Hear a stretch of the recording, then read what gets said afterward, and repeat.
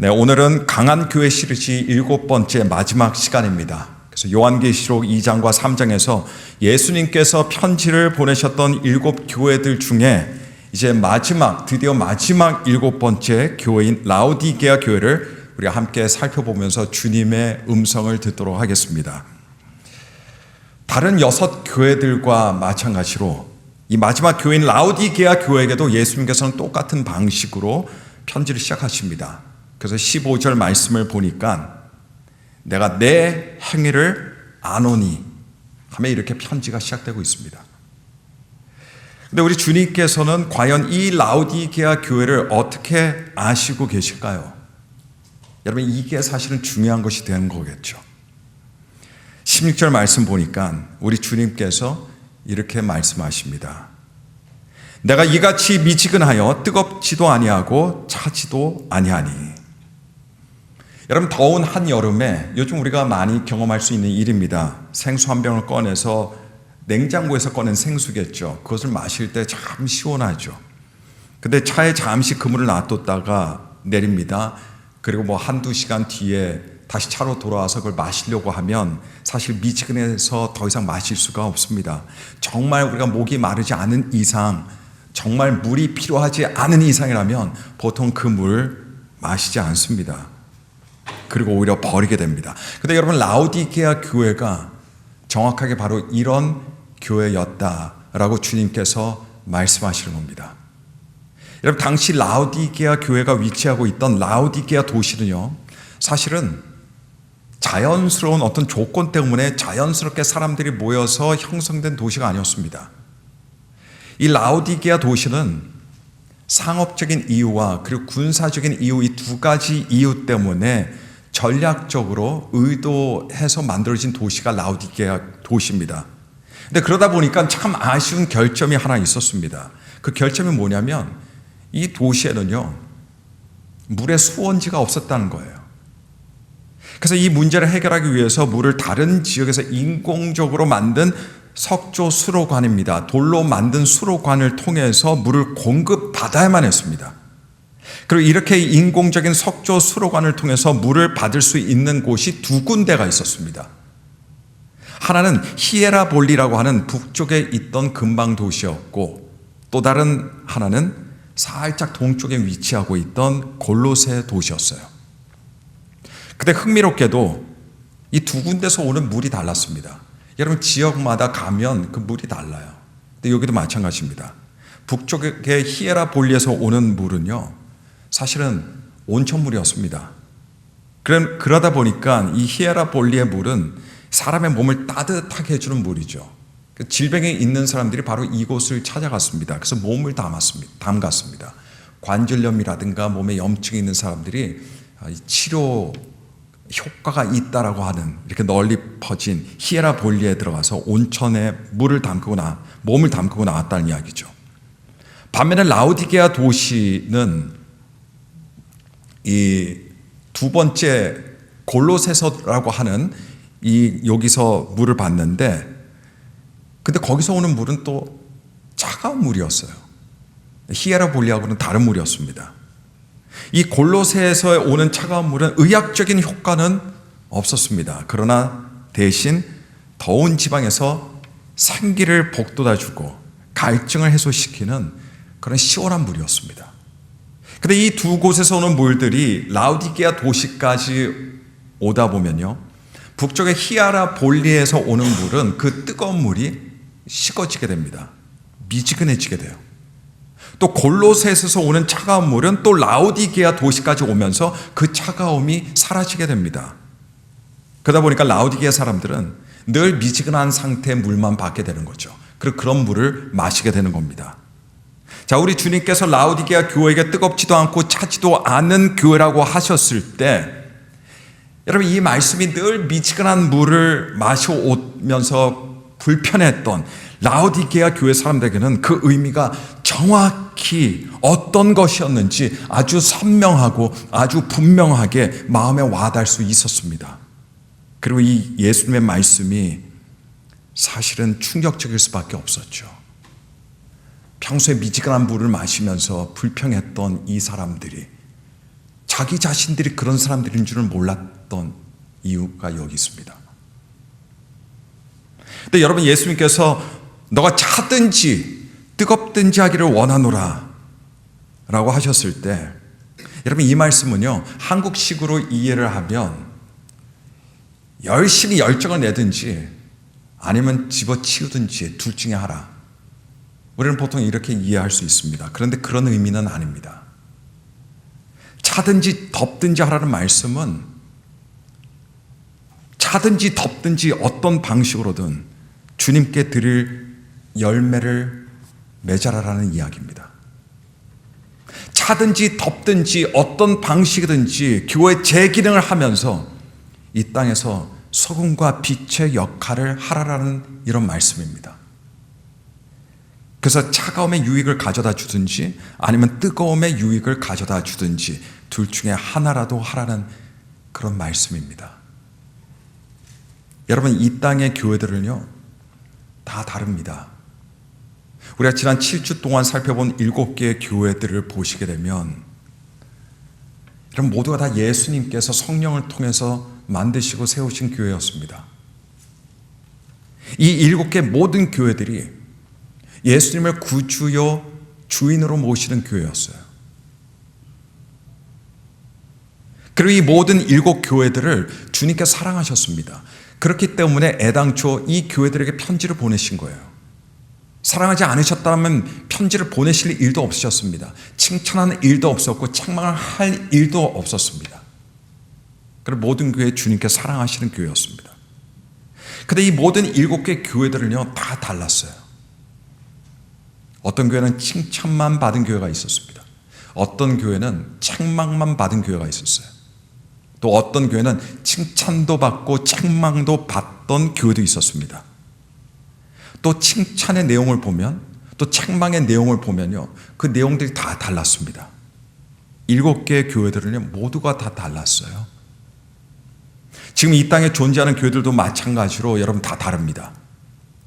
마치 똑같은 엄마의 한 배에서 태어난 쌍둥이일지라도 에서와 야곱의 경우처럼 모두가 너무 다른 성격과 다른 성품을 가지고 태어납니다. 그건 우리 일상의 삶 속에서도 얼마든지 우리가 수긍할 수 있고 인정할 수 있는 사실이에요. 같은 형제다 할지라도 같은 자매다 할지라도 그렇게 달라요. 마찬가지로 이 땅의 교회들은요 전부 다 다릅니다. 여러분도 살아가시면서 여러 교회들 경험하셨죠? 그런데 똑같은 교회가 있던가요? 똑같은 교회는 없었어요. 하나도 없었습니다. 교회마다 운영하는 방식이 다릅니다. 교회마다 당면한 문제들이 다릅니다. 교회마다 예배 방식 다릅니다. 예배 분위기도 다릅니다. 어떤 교회는 보수적이고요 전통적인 예배 순서를 지키는 교회가 있는가 하면 어떤 교회는 개방적이고 현대식의 방법으로 아주 자유롭게 예배드리는 교회들도 있습니다. 어떤 교회는 그 가운데를 선택해서 중간의 노선으로 예배를 드립니다. 어떤 교회는요 기도를 해도 조용한 영성을 가지고 주로 주님의 음성을 듣는 노력으로 그렇게 조용히 기도하는 교회가 있는가 하면 어떤 교회는요 모여서 기도만 하면 난 너무너무 시끄러워요. 매번 큰 소리 내면서 주님께 부르짖으면서 기도하는 이런 영성을 가진 교회도 있습니다. 교회들이 믿는 예수님의 복음은 같아도 교회들이 믿고 따르는 말씀은 같아도 그러나 모두가 사실은 다 다른 모양으로 다른 방식으로 이 땅에서 존재합니다. 근데 어느 것이 더 낫다 하는 것은 없습니다. 교회가 존재하는 모양과 방식은 이럴 수도 있고 저럴 수도 있습니다. 오래전에 제가 목회하던 곳에서 한 권사님께서 한 달, 2달 다른 지역에 다녀오셨습니다. 그 지역에 가시니까 교회 출석을 못 하시니까 그 지역에 있는 교회를 가셨겠죠. 근데 보통 가시면 침례교단, 같은 침례교단 찾아가셨습니다. 그러고 나서 거기서 한 달, 2달 동안 신앙생활을 하시다가 다시 돌아오셔서 이게 저한테 오셔서 하시는 말이 목사님, 제가 갔던 교회는 인원 참 많은 교회였는데요. 저희 교회에 비해서 질서가 좀 없는 교회였어요, 목사님. 뭐 이렇게 말씀하시더라고요. 제가 사실 속으로 이렇게 생각했습니다. 우리 교회에 비해서 질서가 없는 교회가 아니라 다른 질서로 운영하는 교회였겠죠. 그러나 단지 그 질서가 익숙하지 않다 보니까 질서가 없는 것처럼 보였을 겁니다. 속으로만 그렇게 생각했습니다. 왜냐하면 제가 직접 그 교회 가보지 않았기 때문에 뭐라고 말할 수가 없었어요. 우리가 길들여져 있고 익숙한 곳에 있다 보면 우리의 어떤 기준으로 다른 교회들을 생각할 수가 있습니다. 근데 우리가 생각할 때 저 교회는 더 좋다, 저 교회는 더 나쁘다, 이렇게 주로 쉽게 생각합니다. 그러나 그게 아닙니다. 교회마다 다릅니다. 교회마다 연수가 다릅니다. 교회마다 상황이 다릅니다. 그 교회에 속해 있는 성도들도 다양한 환경과 상황에 다양한 신앙 연수의 성도들이 존재합니다. 교회라면 중요한 것은 뭐냐면 다른 모양으로 다른 방식으로 존재하는 것이 중요한 것이 아니라 어떤 교회이든 하나님의 말씀을 절대적인 진리로 믿고 따르고 순종해야 됩니다. 어떤 교회이든 하나님께 드리는 예배가 진실해야 됩니다. 어떤 교회든 찬양하고 기도하는 교회가 되어야 됩니다. 어떤 교회든 복음을 전하고 주님의 지상대명령을 소중히 생각하면서 힘껏 수행해야 됩니다. 어떤 교회든 섬김과 사랑의 공동체가 되기 위해서 늘 노력해야 됩니다. 이런 것이 중요한 거예요.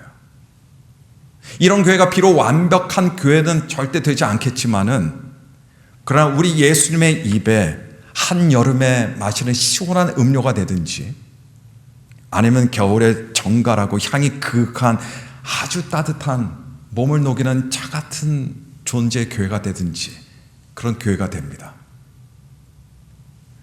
그런데 라오디게아 교회의 경우는요, 그들은 그냥 존재만 하고 있던 교회였습니다. 존재만 할 수 있어요.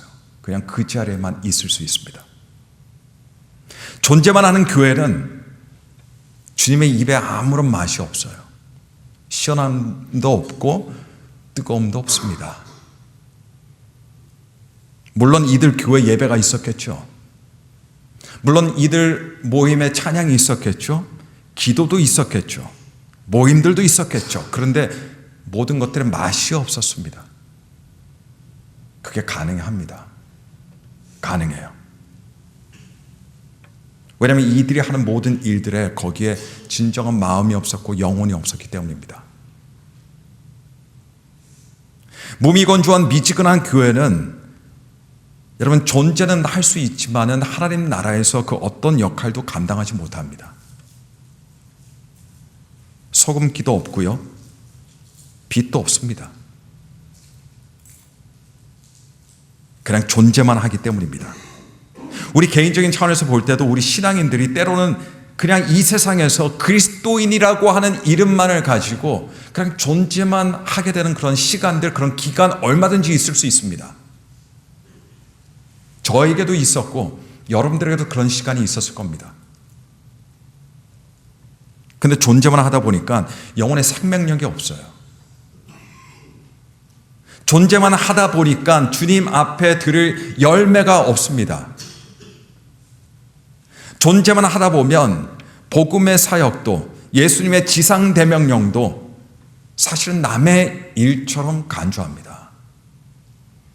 안 해도 아무런 마음 들지 않아요.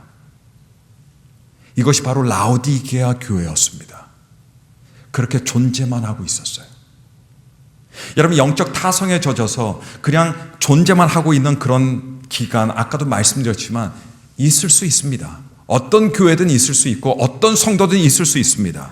라오디게아 교회처럼 말이죠. 그런데 저와 여러분들이 이 사실을 알아야 됩니다. 이것이 바뀌지 않을 시 주님께서는 엄히 말씀하십니다. 16절 하반부입니다.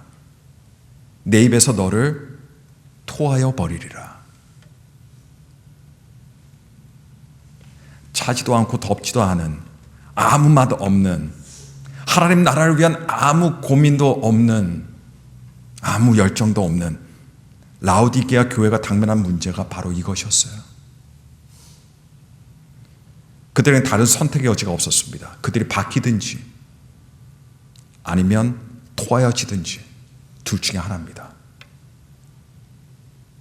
자, 그렇다면 과연 이 라오디게아 교회가 도대체 어쩌다가 그냥 토하고 싶은 미지근한 물처럼 되었을까요? 그 이유는 바로 17절에 나옵니다.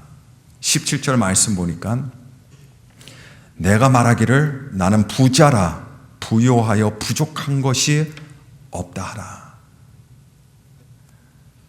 라오디게아 교회는요, 부유한 교회였습니다.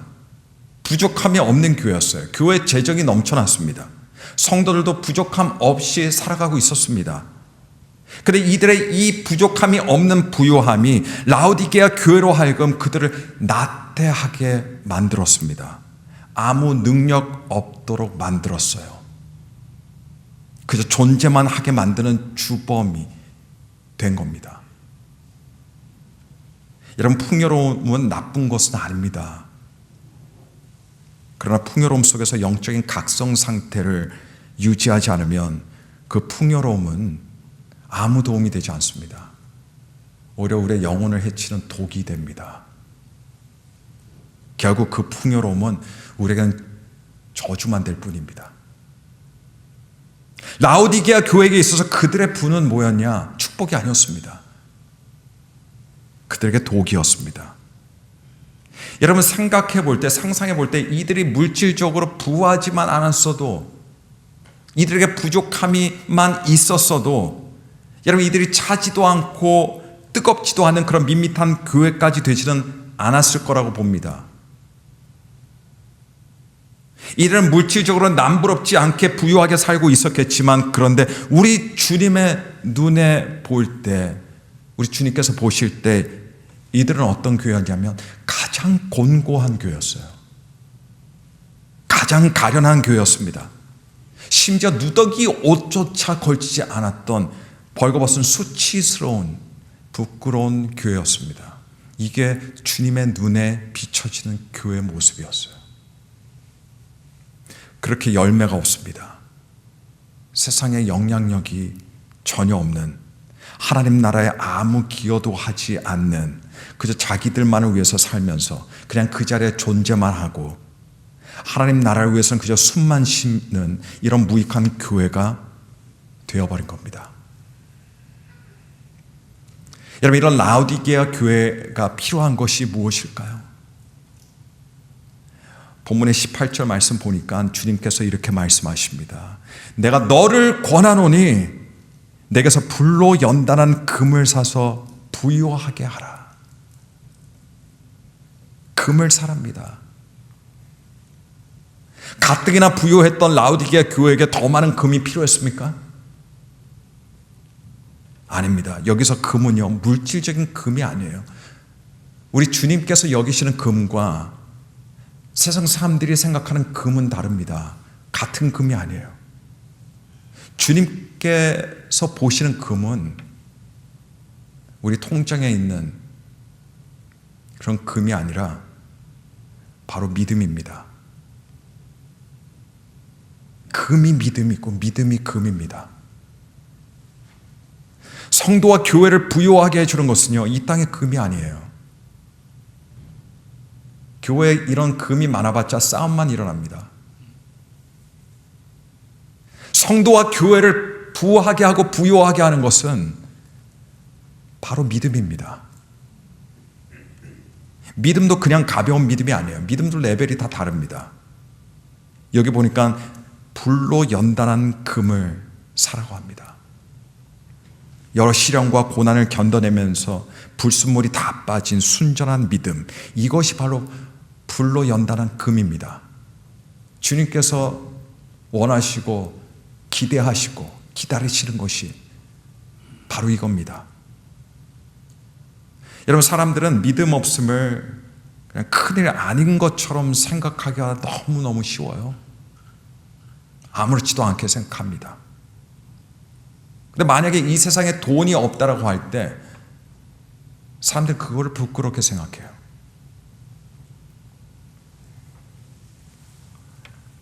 돈이 없으면 위기의식을 갖습니다. 근데 믿음이 없으면 위기의식 안 가져요. 그래서 믿음이 없는 거겠죠. 근데 여러분, 라오디게아 교회가 그랬습니다. 자기 믿음 없는 모습 아무렇지도 않게 생각했어요. 그걸 정말 열려진 영안으로 보게 되면, 하나님의 말씀이라고 하는 렌즈로 보게 되면, 여러분, 그리스도인들에게 있어서, 우리들에게 있어서 가장 부끄럽고 수치스러운 일은요, 돈이 없는 게 아닙니다. 명성이 없는 게 아니에요. 믿음이 없는 겁니다. 이것이 가장 부끄러운 일이에요. 주님께 칭찬받게 하는 것이 뭡니까? 믿음입니다. 주님을 기쁘시게 하는 것이 뭡니까? 믿음입니다. 주님과 매일 동행하는 삶을 살게 하는 것이 뭡니까? 믿음이에요. 믿음 없으면 못합니다. 이 땅에서 거룩의 삶을 살게 하는 것이 뭡니까? 믿음입니다. 나를 하나님의 자녀로 만들어주는 것이 무엇입니까? 믿음입니다. 내가 천국 시민권을 갖게 해주는 것이 무엇이냐? 돈이 아니라 믿음입니다. 여러분, 이렇게 소중하고 이렇게 값진 것이 믿음이에요. 나중에 우리가 주님 앞에 서게 되는 날, 여러분, 단 한 사람도 예외 없이 내가 왜 돈을 더 못 벌었을까? 내가 왜 더 큰 집에서 살지 못했을까? 내가 왜 더 좋은 차를 굴리지 않았을까? 이걸로 후회하는 사람 단 한 사람도 없습니다.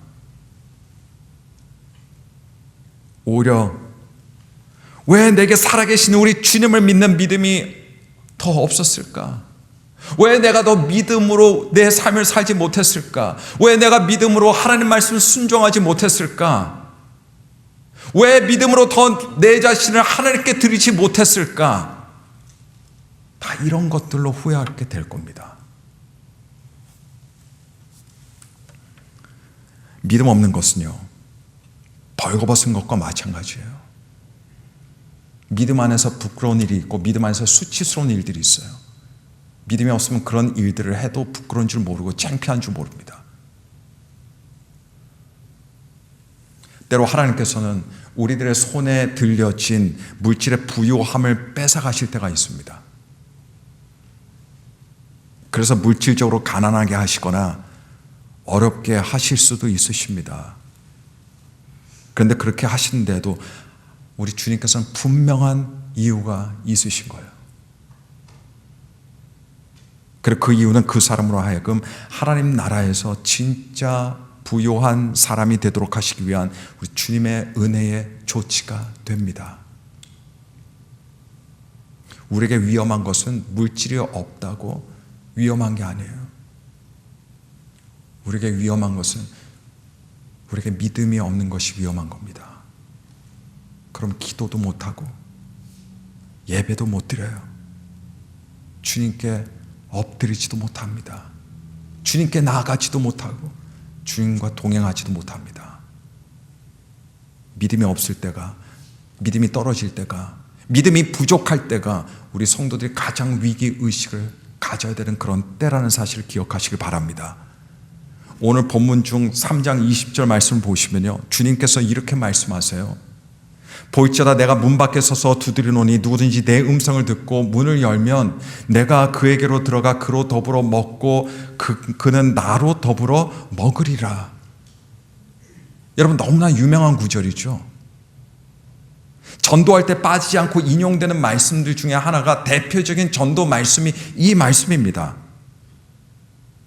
근데 여러분, 사실은 이 말씀이 전도에 관한 말씀이 아니에요.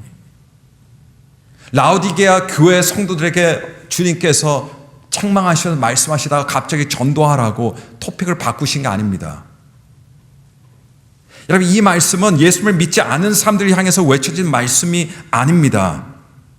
이 말씀은 예수님을 이미 믿는 라오디게아 교회에게 주신 말씀입니다.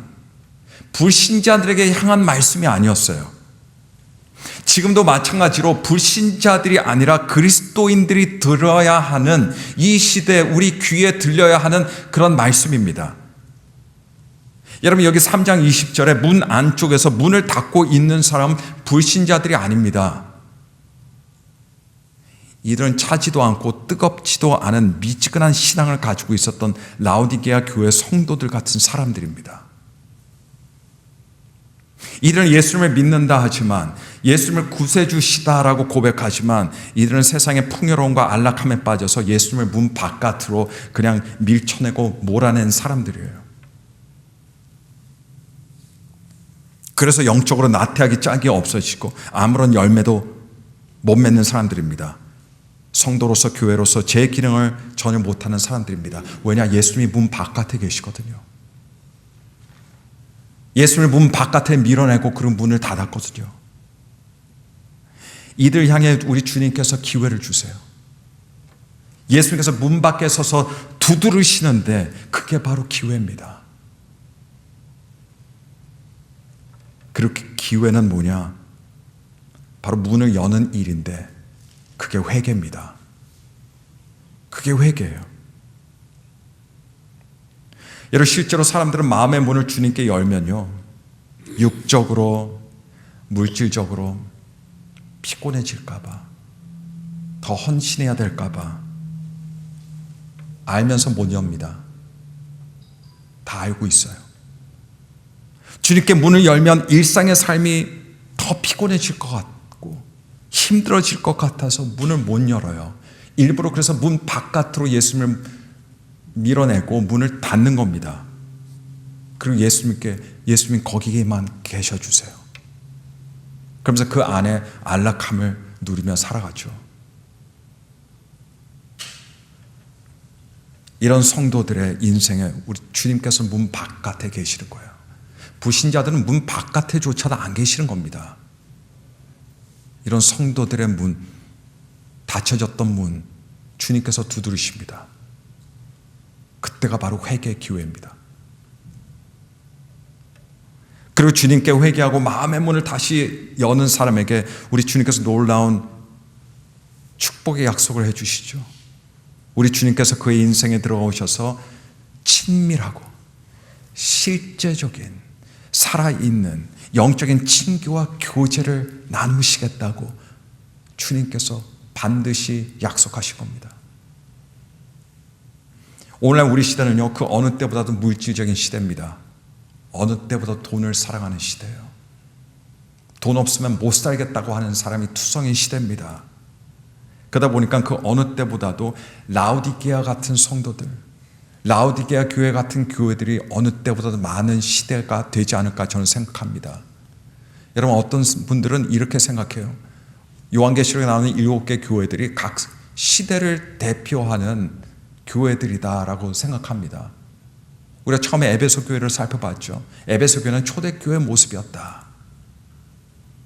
교리적으로 투쟁하고 그걸 지키다 보니까 첫사랑을 잃었던, 시간이 지나면서 잃었던 교회가 에베소 교회였다 하면서 그 중간에 있는 다른 교회들이 다 그 시대, 흘러가는 시대에 맞춰서 그 시대를 대표하는 교회들이었고, 오늘날 이 시대의 교회를 대표하는 것이 바로 라오디게아 교회다, 이렇게까지 생각하는 사람들이 있습니다. 왜냐하면 실제적으로 오늘날 우리 시대는 너무 풍요롭고 부유하고 잘 사는 시대가 되었기 때문입니다.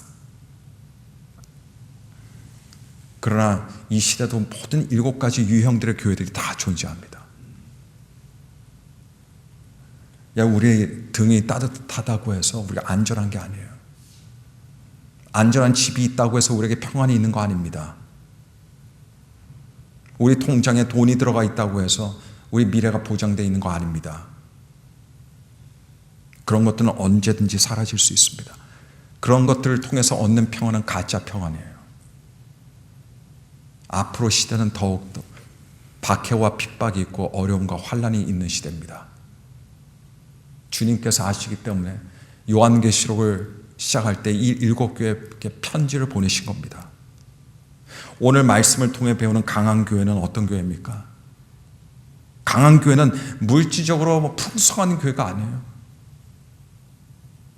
강한 교회는요, 예수님이 그들의 부요함이 되어주시는 교회입니다.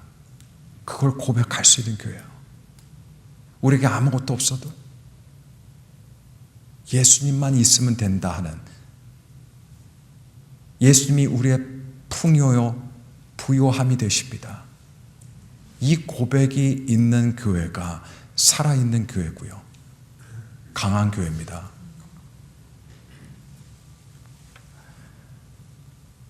이런 교회 믿음으로 살아가겠죠. 기도하는 교회가 되겠죠. 모이에 힘쓰는 교회가 되겠죠. 찬양은 살아있는 찬양이 되겠죠.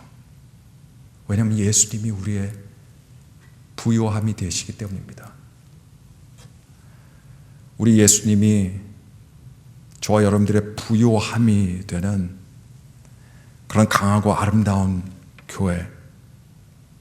교회가 되는 것이 우리의 꿈입니다. 이 꿈이 매일매일 우리의 삶 속에서 신앙생활에서 이루어지고 성취되기를 예수 그리스도 이름으로 간절히 축복하고 축원합니다.